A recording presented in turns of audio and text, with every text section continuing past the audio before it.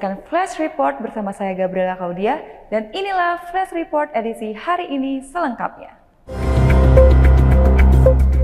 Menteri Perlindungan Perempuan dan Perlindungan Anak Arif Fathul Fauzi mengunjungi rumah duka salah satu korban kecelakaan kereta api almarhumah Nur Hayati yang berada di Bilangan Kemayoran, Jakarta Pusat. Selain menyampaikan bela sungkawa yang mendalam, Arifah sempat menyoroti keberadaan gerbong perempuan yang berada di awal dan di akhir rangkaian kereta komuter lain. Arifah mengaku telah melakukan komunikasi kepada Direktur Utama PT KAI Indonesia, Bobi Rashidin, terkait keberadaan gerbong khusus wanita yang berada di awal dan di akhir rangkaian kereta komuter lain. Menurutnya, keberadaan gerbong wanita lebih baik jika berada di tengah rangkaian kereta, karena dinilai lebih aman dan kondusif. Selain itu, Arifah juga meminta kepada seluruh perusahaan yang karyawannya menjadi korban luka kecelakaan kereta untuk tetap memenuhi hak karyawan.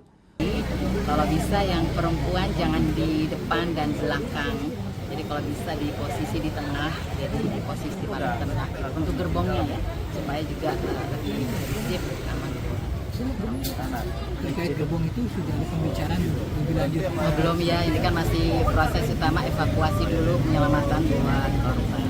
Tapi mendorong agar gerbong wanita itu sudah lagi di bagian paling depan. Tadi sempat bicara dengan Direktur KAI, kami mengusulkan itu, kemudian yang kedua adalah pemulihan ini bukan secara fisik tetapi secara psikologis karena ini kan ada trauma dan sebagainya. Kemudian yang ketiga adalah kami mengupayakan bagi mereka yang sebagai pekerja mohon dari perusahaannya untuk memberikan keringanan, memberikan perhatian khusus sampai betul-betul sembuh dan kembali kerja tanpa ada potongan apapun, haknya bisa terpenuhi. Ini yang sedang kami upayakan. Lebih lanjut, Arifah mengaku sudah berkoordinasi dengan perwakilan perusahaan agar tidak ada pemotongan hak atau sanksi bagi korban yang masih membutuhkan waktu panjang untuk beristirahat. Robi Kurniawan, Eljon Media melaporkan. Departemen Kehakiman Amerika Serikat mengajukan 3 dakwaan federal terhadap Cole Thomas Allen, tersangka kasus penembakan di acara White House Correspondents' Dinner di Washington Hilton Hotel yang dihadiri Presiden Amerika Serikat Donald Trump dan sejumlah pejabat negara. Dakwaan ini disampaikan oleh Pelaksana Tugas Jaksa Agung Amerika Serikat Todd Ballance saat jumpa pers. Todd menjelaskan ada 3 dakwaan, yakni diantaranya percobaan pembunuhan terhadap Presiden Amerika Serikat dengan ancaman hukuman maksimal penjara seumur hidup. Kemudian dakwaan kedua adalah membawa senjata api lintas negara bagian untuk melakukan tindak kejahatan dengan ancaman hingga 10 tahun penjara.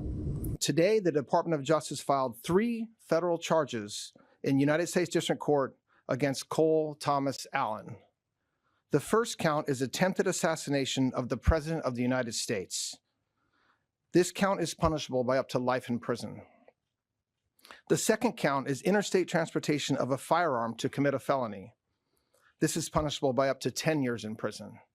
And the third count is discharge of a firearm during a crime of violence, which is punishable by a mandatory minimum term of imprisonment of 10 years, a maximum of life, and the 10 years is consecutive to any other sentence imposed. Departemen Kehakiman juga membeberkan kronologi kejadian. Tersangka diketahui memesan kamar di Washington Hilton untuk periode 24 hingga 26 April. Pada 21 April, ia melakukan perjalanan dengan kereta api dari Los Angeles menuju Chicago sebelum melanjutkan perjalanan ke Washington DC. Pada 24 April siang, tersangka tiba di Washington DC dan check-in di hotel. Keesokan harinya sekitar pukul 20.40 malam, terduga pelaku mendekat ke pos pemeriksaan keamanan di lantai teras hotel, satu lantai di atas lokasi acara makan malam berlangsung. Di area tersebut, tersangka berlari melewati alat pendeteksi logam sambil membawa senjata laras panjang. Petugas Dinas Rahasia Amerika Serikat kemudian mendengar suara tembakan dan menangkap pelaku. Hingga kini, pihak berwenang masih melakukan penyelidikan lebih lanjut terkait motif serta kemungkinan adanya keterlibatan pihak lain dalam insiden tersebut. Tim Liputan Eljon Media melaporkan. Demikian Flash Report kali ini. Ikuti terus berita terkini seputar pariwisata, bisnis, dan investasi di eljonnews.com. Jangan lupa follow Instagram @eljonnews, @eljontv.official. Saya Gabriela Claudia, sampai jumpa.